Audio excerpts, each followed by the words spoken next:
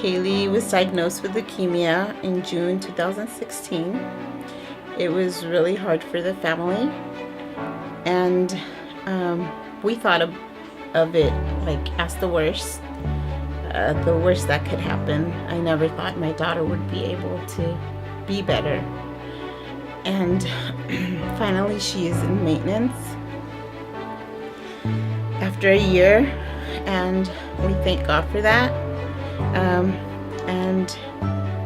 We were offered the experience of having pilot puppies with us at Dornbecker with Hannah, and it has been really good. The kids are really excited and they loved it. They've always wanted to have dogs. So yeah, they're very happy with that.